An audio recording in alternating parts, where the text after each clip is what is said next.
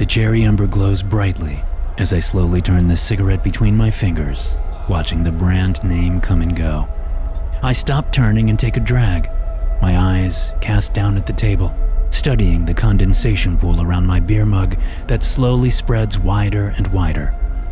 The old man sitting next to me in the booth coughs, then sighs. Out of the corner of my eye, I watch him lift the shot glass, his hand shaking so much that he almost spills it. "Bros!" He downs the shot. I don't even ask him. I just reach for the bottle and pour him another. He doesn't thank me. He doesn't even say a word. Just wraps his fingers around the shot glass again and waits. I have no idea what he waits for, but he does. He could down the shot in 1 second, or take half an hour before he lifts it to his shriveled lips with that shriveled hand of his. I don't know. A group of young men over in the bar's corner cheer loudly as they watch some game with some team playing some sport. I'd probably know what's going on if I wanted to pay attention. There are only so many sporting events on New Year's Eve. "Salud!" "You have to take the shot?" I nod my chin at the shot glass, still gripped between the old man's fingers, still sitting on the table. He grunts, then farts. "Cute." I sip my beer, the pooling condensation, no longer constrained by the glass's form, spreads even faster until I splash the glass back down into it, sending tendrils shooting this way and that. "Another?" The cute waitress swings by our table with a tray of empty glasses and beer bottles in hand. "Same pour?" "Yes, please." She eyes the bottle of whiskey in front of the old man, then raises an eyebrow at me. "Might as well." I glance at the watch on my wrist. "Still got a couple of hours until midnight." She eyes the watch. Most people do. It's an antique and stands out. Then she looks at me, leans in, and quietly says, "You sure he should have another? That'd be the third bottle since you got here. He gonna make it?" "No, he's not." I gulp the last of my beer and set the empty mug on her tray. "But that's the point, right?" The cute waitress frowns, then shrugs. "Just so long as he's your problem and not mine." She walks off. "Be right back with the beer and bottle." "Thanks." Just so long as he's your problem. Yeah, she has no idea. Who else's problem could he be? No one's, that's who. The drunk and flatulent senior citizen beside me has been, and always will be, my problem. Some say until the end of time, but I don't know about that. If I've learned one thing from this existence, it's that nothing lasts forever. Or that's what I tell myself, at least. The younger men cheer again, and someone shouts for them to pipe down. The regulars are getting rowdy as the night progresses. The young men, definitely not regulars by the way they are dressed and act, ignore the rest of the bar like it doesn't matter. For now, at least. I can already smell the potential for conflict rising in the bar's stale and smoky air. I take another drag off my cigarette, then put it out. "Here you go." The cute waitress delivers my 6th beer and the old man's 3rd bottle of whiskey. "You boys have fun." She glances over at the out-of-place young men. "Not too much fun, though. I got enough on my hands." She walks off, heading their way, and I watch her steel herself for the interaction with the cheering table. "Sláinte!" The old man downs a shot. "Right back at you, Belle." I raise my glass and sip off the foam from my beer. "Right back at you." The young men don't give the cute waitress too much trouble. They tease her some, for sure, look her up and down from her long legs and tight jeans to her perky tits in a too small tee, but mostly bother themselves with ordering their next round and getting back to watching the game. The cute waitress is visibly happy to be away from them and heading to the bar to put the order in with the bartender, who has been busy chatting up a tall blonde all night and getting nowhere fast. The regulars have calmed down and are back to their conversations and worries and misery. The old man sitting next to me farts again. Jesus Christ, old man, what have you been eating? I say the words, even though I already know the answer. But when he says it out loud, I can't help but flinch. Time. The old man manages to pour himself another shot. Yeah, sure. There are 2 shots worth of whiskey spilled around the shot glass, but it's the effort that counts. It's always the effort that counts. Or that's what I tell myself. The young men explode into shouts and boos and curses. One of them throws an empty beer bottle at the TV screen, which gets the bartender's ire immediately. Hey, I will boot you right to hell now! The young men roll their eyes and wave him off, their attention fully on the TV screen that now has beer dripping down it. At least the bottle didn't crack the screen. The idiots would have really lost their shit if that had happened, even if it was their fault. Kanpai! The old man downs another shot. I've always lost track of how many ways he can say cheers. It's like he's absorbed the phrase in every language known to man. Possibly even languages not known to man. Eventually, I suspect he'll start glowing and say it using light waves. Weirder shit has happened. The old man farts again, but unfortunately for me, it doesn't stop there. Oh, come on! I clamp my hand over my nose. Really? The old man shrugs and reaches for his shot glass, but it's empty. Let's go get you cleaned up before you have another. I scoot out of the booth. The smell is horrific. Come on, old man. Get up. As I grab a large diaper bag from the other side of the booth, the old man slowly slides across the side, leaving a wet smear in his wake. At least the booth's material looks like plastic and not real leather, like a place like this would have real leather booths anyway. I avoid all eyes turned our way as I walk the old man toward the restrooms. Unfortunately, we have to pass by the rowdy youngsters. Holy crap, what is that smell? The young men instantly start razzing each other about who farted when one of them locks onto me and the old man. Considering the stain spreading from his bottom and down his jeans legs, it's not hard to put the pieces together, even for these drunken fools. Dude! Hey dude! Did your grandpa shit himself? What the hell, man? People are trying to enjoy themselves here! Yeah. You do that. Enjoy yourselves. I keep steering the old man closer to the restrooms. Sorry about the smell. The old man stops in his tracks, and I know from his body language that I won't be able to move him until this is done. This isn't going to go well. Daniel Marsh, you will die in the next year. A horrible car crash. Your head will be severed from your body and land in the gutter. Your family will know only shame because of your drinking and carelessness. Another family will know only grief as they mourn the loss of a child you will have killed. The old man turns and stares at the group of young men, one of whom is moving forward, fists balled.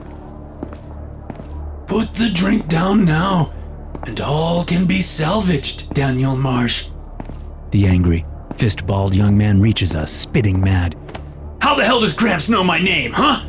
Who the hell are you, old man? He's not well. I look down at the stain on the old man's jeans and hope a little sympathy lives inside the young man's soul. I need to clean him up. Sorry for any offense. Yeah, you'll clean him up. But you were also going to tell me how he knew my name.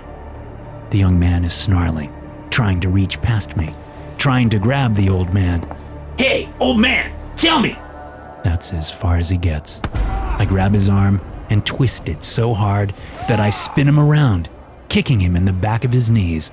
I send him to the ground, his arm up so high on his back that he's already crying and whimpering for me to stop. I lean down and whisper in the young man's ear. Try to touch him again, and I will rip your arm off and shove it up your ass. Are we understood? The young man's whines get a little louder, and I take that as a yes. Then I look up and stare at his buddies, challenging them to come for me. As much as I absolutely abhor violence, it's been a year, and my patience has worn thin. Please, please, please, stop! I let go of his arm and shove him away. A couple of his pals rush forward and catch him before he falls on his face.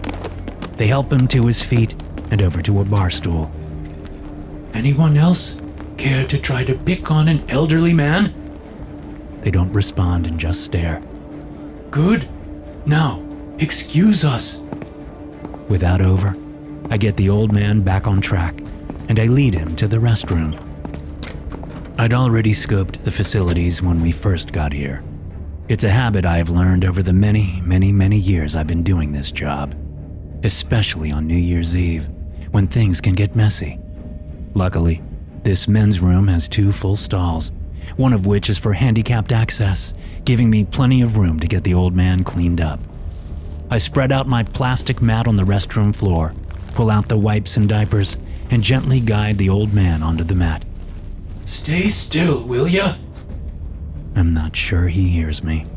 Spitting predictions like that takes its toll, and in his weakened state, I'm lucky he's still conscious. Although, unconscious wouldn't be horrible. Maybe he'll pass out when we get back to the booth. For now, I need him semi-awake and cooperative. With experienced precision, I get him cleaned up, dressing him in a clean pair of khakis and fresh boxers. No need for a new shirt. Luckily, he didn't get crap on that. I throw the soiled clothes in the trash, shoving them down deep, hoping the stink stays put in the can. Once we're back out on the bar, I steer clear of the young men, even though not a one of them looks our way. They got the message. And it looks like I'm about to get a message of my own from the way the cute waitress has her hands on her hips and is standing right next to our booth. I'll clean it all up if you can get me a rag and a bucket of bleach water. My words cut her off as she points at the smear in the booth, her mouth opening and ready to lay into me. Her mouth closes, opens, closes, opens. He shouldn't be here. This is elder abuse. I should call the cops on you. I don't care if you're his grandson or what. This ain't right. Take him home for God's sake. I'm not his grandson. I'm the caretaker. You're the caretaker? Since when is it a good idea to bring an old man with bowel issues to a bar so he can drink himself to death? That doesn't sound like caretaking to me. She jabs a finger at the whiskey bottle. I've watched men a quarter of his age die from that much drink. You need to get him home and start doing your damn job. I am doing my job. We can't go home. It's New Year's Eve. Tomorrow will be different. But tonight, we have to be out amongst the people. It's how it works. How what works? And what accent is that? An old accent. The cute waitress has good ears. Most people don't pick up on my accent, no matter the country we're in. Listen, please, don't kick us out. I glance at the bar's door. Not tonight. This is where he wanted to be. So, this is where we need to be. I can't explain, but kicking us out will be disastrous. He shit his pants in the booth. I know. I'll clean it up. And you nearly broke a customer's arm. Well, true. But you should thank me for that one. They were only going to get worse as the night went on. I kind of put the brakes on that at least. She watches me, studies me. Then she watches the old man, studies him. He's leaning heavily on me, and if I were to step away, he'd probably collapse into a pile of wrinkled flesh and old bones. Fine, whatever. But I want you to settle up your tab now. I'll start a new one, but I'm not getting stiffed on 3 bottles of whiskey and 6 beers if I change my mind and have to boot your asses. I get it. That's totally fair. I pull out my wallet and fish out $300 bills, then hand them to her. For the tab and anything else we order. I pull another 100 out. And for your trouble. Well, and for a rag and a bucket of bleach water. Jesus, put that away. The cute waitress steps toward me, shoving my wallet down close to my leg. This ain't that nice an area of town, you hear? Yeah, sure. I'm not worried. The last person who tried to mug me ended up mostly bits and pieces in the gutter. But I nod and smile at the cute waitress. Thanks for the advice. I'll be careful. The cute waitress shakes her head, then takes a deep breath as she looks at the wad of cash in her hand. She tucks the bills into her short apron and purses her lips at me. I'll be back with the rag and bucket. Try to keep him from making another mess, will you? That's always the goal. She walks off, and I steer the old man into the seat on the other side of the booth, the clean side. The waitress doesn't say a word to me when she returns, just hands me a small bucket reeking of chlorine and an old, semi-clean rag. I nod thanks, and she hurries off to tend to the rest of the customers. L'chaim! The old man downs a shot as I clean up his mess. Done. I toss the soiled rag into the soiled bleach water and walk the bucket up to the bar. The bartender points toward the restrooms. Dump it in there. Toss the rag. We don't want that back. I can't leave him alone. I nod at the old man who has managed to refill his shot glass again. I can't hear what he says as he lifts it and gulps the whiskey down. He'll be fine. I'll keep an eye on him. He's lying, and we both know it. But if I make any more trouble, they'll kick us out. And according to the old man, this is the place we have to be when the clock strikes midnight. He's never wrong. And being the caretaker, it's my job to watch over him, not second guess him. I'll be right back. I hurry off to the restrooms, toss the rag in the trash, dump the water in a toilet, wash my hands with water barely above freezing, then race back out to the bar. A man is sitting across from the old man in the booth. He sees me stomping toward him and gives me a wide smile.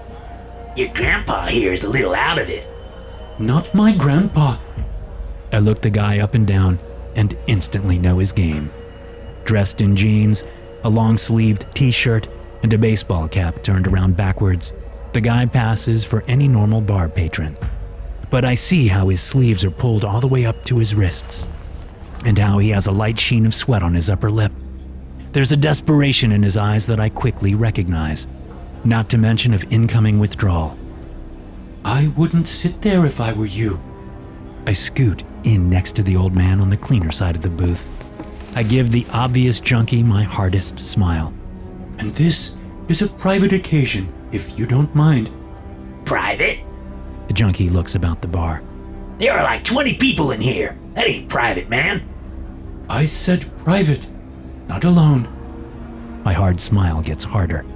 The corners of his mouth twitch up into a grin as he tries to match me. He fails, and his mouth collapses into a frown. He glances about, then leans across the table. Listen, man, I saw you got some dough on you.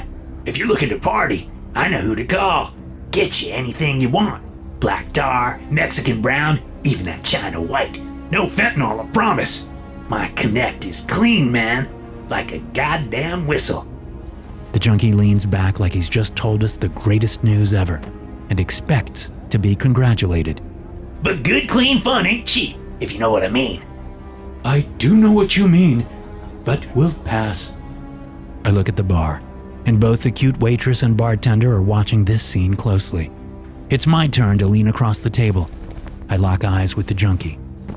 We don't want any trouble. We're here to drink until the clock strikes midnight. Then we're gone. I pull out my wallet and take a $100 bill from it. I slide the bill across the table to the junkie. Take this and go away. The junkie stares down at the 100, then looks back up and sneers at me. Make it 2 and you got a deal. I take the 100 back, but before I can pick it up off the table, the junkie's hand slaps down on mine. Hold on now. I was just playing with you. The one bill will do just fine, man. Thanks. Oscar Bell, you will not make it to midnight. Your fate is to die alone in an alley next to a corpse. No amount of money will save you. No amount will save the corpse. Your time is up, Oscar Powell. The old man stops speaking and raises his shot glass. I didn't even see him fill it. To you, Oscar Powell, and your short existence. The old man downs the shot and slams the glass on the table, making a few heads turn. What the shit was that? How did he know my name? I ignore his question. Our hands are still clamped over the bill. 100. Take it or leave it. Who the hell are you people? What did he mean I die tonight? You can't just say that to someone, man. I'd advise you to leave the 100. I don't think taking it will turn out well for you. I cock my head at the old man. He's never wrong. He knows when everyone's time is up. Screw you, man. The junkie lifts his hand. I lift mine. He snatches the 100 off the table and scoots out of the booth like his ass is on fire. Which it's not. There's too much of a wet spot from the bleach water for his ass to catch flame. I watch the junkie shuffle quickly to the door and out of the bar as fast as his dope-sick legs can carry him. You gotta stop doing that. The old man grunts and refills his glass, but doesn't take the shot. Not yet. The cute waitress walks up to the table. That was close. Usually Stitch latches on until he's sucked someone dry of everything they've got. Oscar Powell is a dead man walking. The old man lifts the shot glass. Gumby! He downs the shot. The cute waitress takes a step back. Oscar Powell? Is that Stitch's name? I never knew that. Me neither. I look at my wrist. My antique watch says it's 30 minutes until midnight. Thank God. Although after midnight, things aren't exactly going to get easier. Just different. Another beer? The cute waitress asks this while eyeing the old man carefully. Yes, please. And do you have anything to eat? Her eyebrows raise. Popcorn machine is in the corner. Help yourself. I look over and see an old theater popcorn popper sitting idle and cold. Before I can protest, she laughs. I'm messing with you. That hasn't worked in years. Since 2019. It died at 6 o'clock on a Sunday. What the hell? The cute waitress shakes her head. Your grandpa's freaking me out, man. He's not my grandpa. Right. You're just his caretaker. I'm the caretaker. I snort a sad laugh. I haven't been just anything in a long, long time. Okay, the caretaker. We have bags of chips and beef jerky at the bar. You want some? You want jerky as your last meal, old man? He shrugs. I've had worse. No shit. We both have. Yeah, 2 bags of jerky and some chips would be great.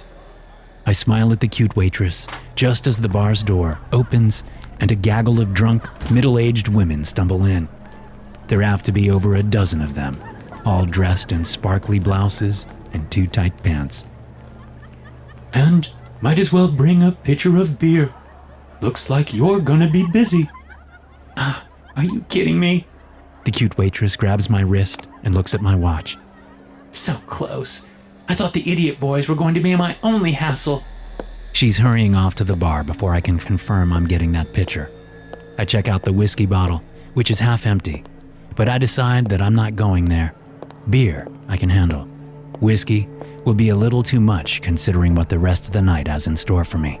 Hey, ain't you cute?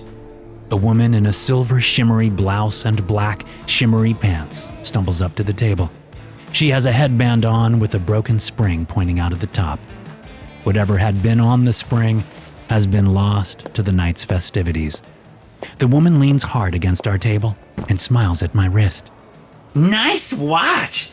My husband has a Rolex.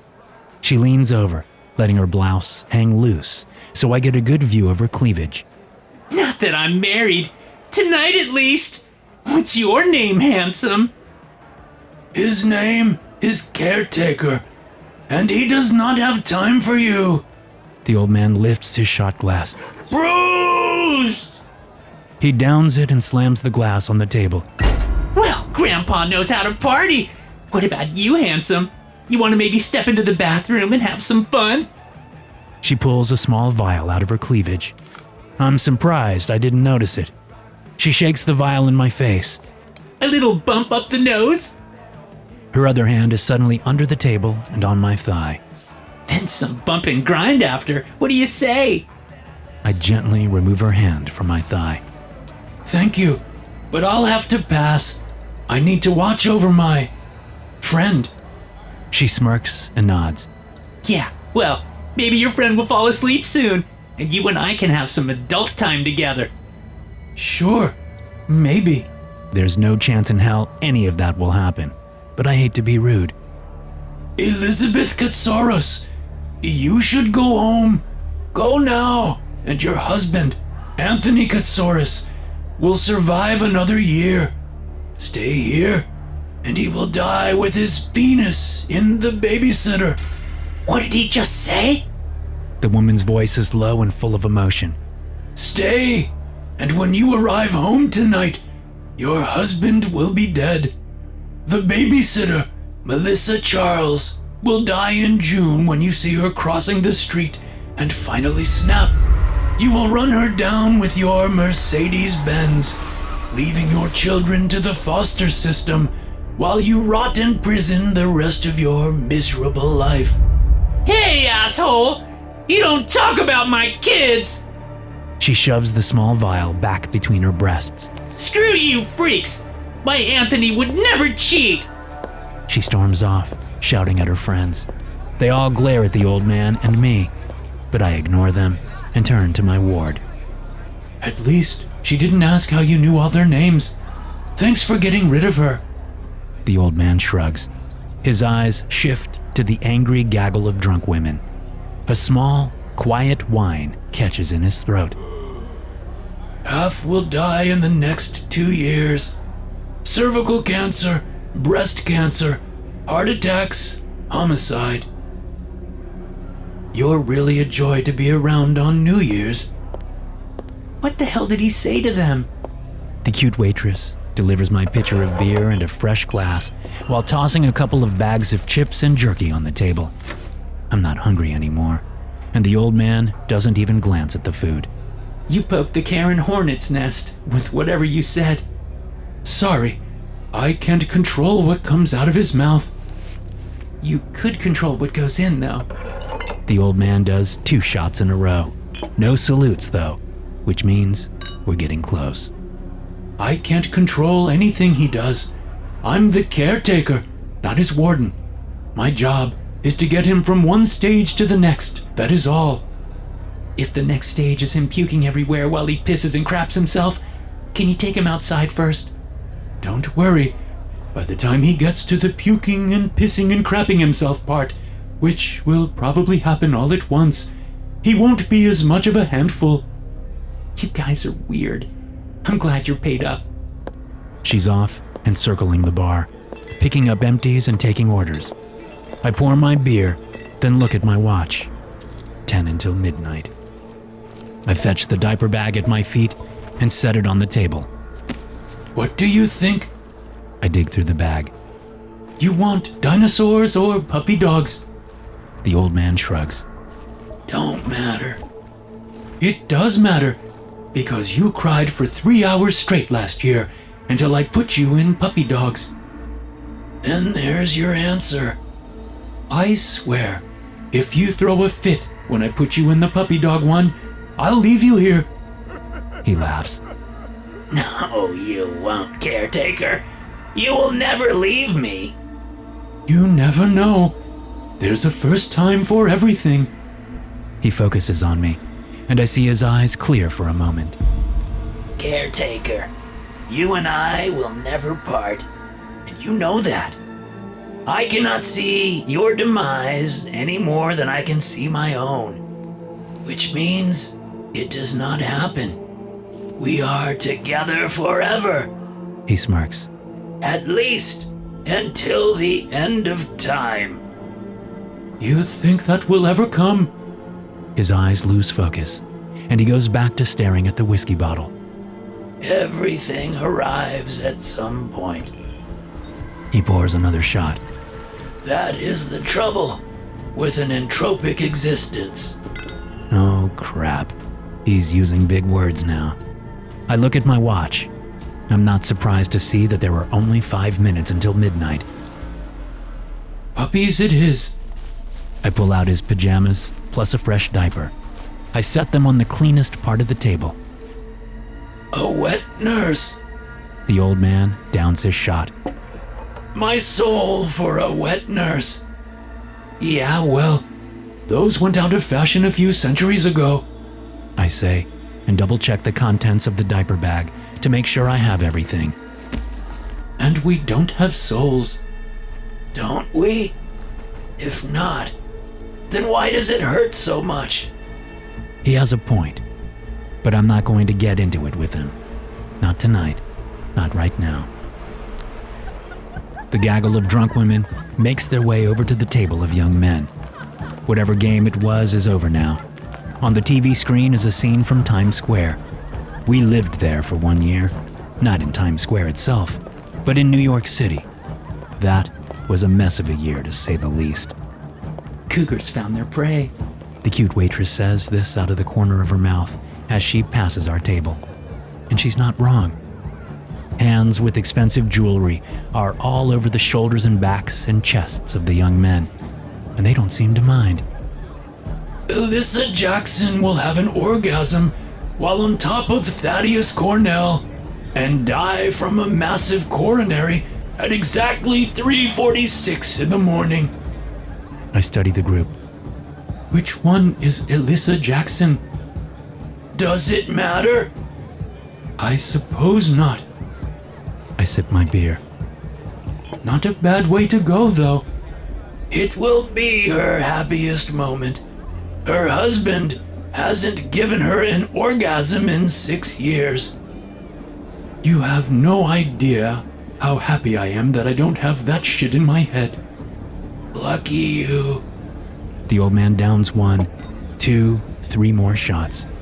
For all lang syne, my dears. Then the countdown begins as everyone in the bar starts shouting. 10! I finish my beer and pour another. Then I smile at the old man. Let's get you situated a little better, okay? 9! Sit with your back to the wall, will ya? He shuffles in the seat, and I reach down and grab his knees, helping him adjust so his back is against the wall and his legs are across the bench seat. 8! I hold up the pajamas. Are you sure you want puppies? We'll find out.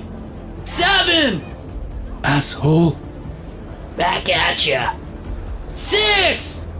I set the pajamas on the table, making sure to keep them away from the dribbles of whiskey and beer condensation. Puppies are dinosaurs. If the pajamas are wet, I'll have hell on my hands. 5! Any last words before another year is upon us? 4! The old man grins as his lids droop and his eyes close. Less spicy food this time. 3! I laugh. Like I can control what you eat. You're a nightmare to feed. 2! He shrugs as his chin hits his chest. He's no longer breathing. 1! Hey! The cute waitress spins me about and grabs my face. This is for the big tip. Happy New Year! The cute waitress kisses me hard, then pulls away fast. But don't expect anything else, all right? Even if I get off it too, and... The wail of a newborn baby splits through the cheering and laughing and kissing and hugging. Everyone looks about, stunned. The middle-aged group, moms all of them, all sober up fast, their glitter-shaded eyes hunting for the noise as instincts kick in. The young men just look disappointed. As the cute waitress looks past me and into the booth, I turn and grab the small footy pajamas with the puppy dogs on them. I also grab the diaper. Then I lean into the booth and untangle the squirming infant from the old man's clothes. Hey, you! I grin big as I hold him up. Welcome to your new year!